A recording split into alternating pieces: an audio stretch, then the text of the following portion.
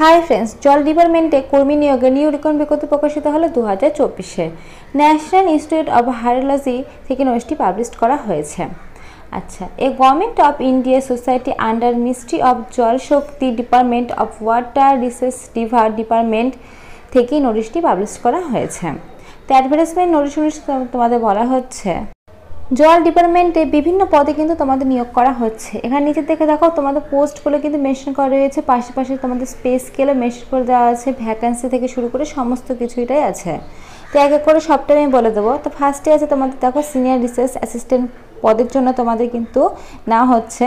তো এখানে তোমাদের বলেছে পে লেভেল 7 অনুসারে তোমাদের স্যালারিটা দেওয়া হবে। দেখো 40,900 টাকা থেকে 1,42,400 টাকা পর্যন্ত।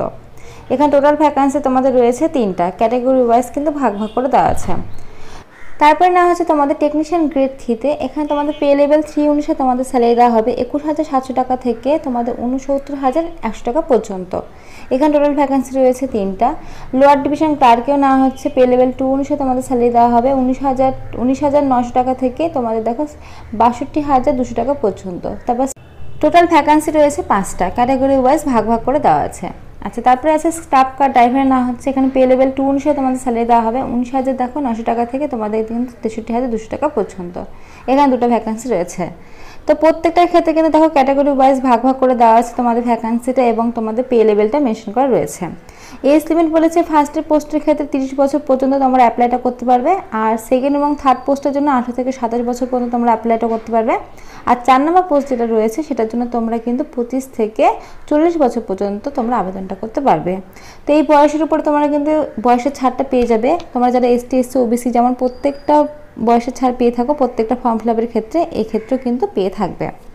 ফর্ম ফিল আপ করার লাস্ট ডেটে তোমরা পাচ্ছ এখানে কিন্তু বলা আছে 30 দিন পর্যন্ত তোমরা এই ফর্ম ফিল আপটা করতে পারবে, অর্থাৎ 18/7/2024 থেকে নোটিশটি পাবলিশ হয়েছে। তো সেই হিসেবে তোমাদের কিন্তু এই মাসের 17/8/2024 তারিখ পর্যন্ত তোমরা এই ফর্ম ফিল আপ করার টাইম পাচ্ছ। 30 দিন পর্যন্ত কিন্তু বলেছে টাইম পাচ্ছ। তো সেই হিসেবে কিন্তু আগের মাসে 18 তারিখে পাবলিশ হয়েছে, তো তখন থেকে এই মাসে 17 তারিখ পর্যন্ত তোমরা অ্যাপ্লাইটা করতে পারবে এখানে।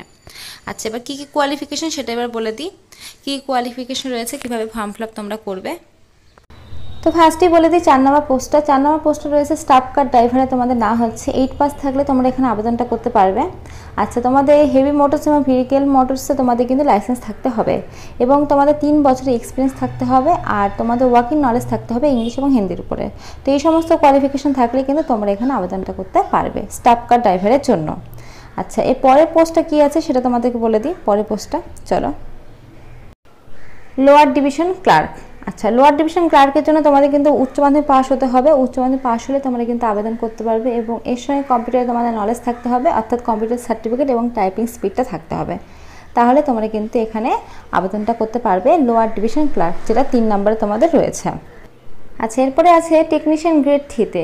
এখানে তোমাদের আবেদন করার জন্য কিন্তু তোমাদের বলেছে তোমাদের সায়েন্স নিয়ে কিন্তু তোমাদের উচ্চ মাধ্যমিকটা কমপ্লিট হতে হবে। তো সায়েন্স নিয়ে যাদের উচ্চ মাধ্যমিক কমপ্লিট আছে তারা কিন্তু এখানে আবেদনটা করতে পারবে বলে দিয়েছে। এবং তোমাদের কিন্তু এক্সপিরিয়েন্স বলেছে, দেখো এক্সপিরিয়েন্স যদি থাকে তো ভালো, আর যদি এক্সপিরিয়েন্স না থাকে তাহলে এই যে দেখো 2 নম্বর তোমাদের বলেছে ন্যাশনাল ট্রেড সার্টিফিকেট অথবা ITI ইকুইভ্যালেন্স সার্টিফিকেট, এই সমস্ত থাকলে তোমরা এখানে আবেদনটা করতে পারবে। আচ্ছা, এবার 1 নম্বর পোস্টটা বলে দিই সিনিয়র রিসার্চ অ্যাসিস্ট্যান্টের জন্য তোমাদের বলেছে ব্যাচেলার ডিগ্রি তোমাদের কমপ্লিট থাকতে হবে সিভিল অথবা কম্পিউটার ইঞ্জিনিয়ার নিয়ে, তাহলে কিন্তু তোমরা এখানে আবেদনটা করতে পারছো। আচ্ছা, এবার এখানে বলে দিই তোমরা কীভাবে অ্যাপ্লিকেশন ফর্মটি ফিল আপ করবে। তো এখানে দেখা ঠিকানা মেনশন করা রয়েছে, তোমরা কিন্তু অ্যাপ্লিকেশন ফর্মটা সুন্দরভাবে ফিল আপ করে এই ঠিকানা পাঠিয়ে দিতে পারো অথবা অনলাইনের মাধ্যমে কিন্তু করতে পারো। তো যদি এখানে তোমরা পাঠিয়ে দাও অফলাইনের মাধ্যমে তাহলে কিন্তু 100 টাকা ডিমান্ডের ডাব কাটতে হবে, অনলাইনে করলেও কিন্তু 100 টাকা ডিমান্ডের ডাব কাটতে হবে এই ঠিকানায়, তাহলে কিন্তু তোমাদের পুরো প্রসেসটা কমপ্লিট হয়ে যাবে। তো এইভাবে কিন্তু তোমাদের ফর্ম ফিল আপটা হবে। তো এখন যারা ফর্ম ফিল আপ করনি এবং এই সমস্ত কোয়ালিফিকেশন রয়েছে তারা কিন্তু অবশ্যই ফর্ম ফিল আপটা করো। তো আজকের মতো এইটুকুই। ভিডিওটা ভালো লাগলে অবশ্যই লাইক করো। আর এই বিষয়ে যদি কোনো রকম কোশ্চেন থাকে অবশ্যই কমেন্ট বক্সে কমেন্ট করে আমি অ্যান্সার দিয়ে দেবো, আর আমি ডেসক্রিপশনে এই ফর্মের লিঙ্কটা দিয়ে রাখবো, তোমরা চাইলে সেখান থেকে আরেকবার দেখে নিতে পারো। তো ফ্রেন্ডস, আজকের মতো এইটুকুই। Thank you.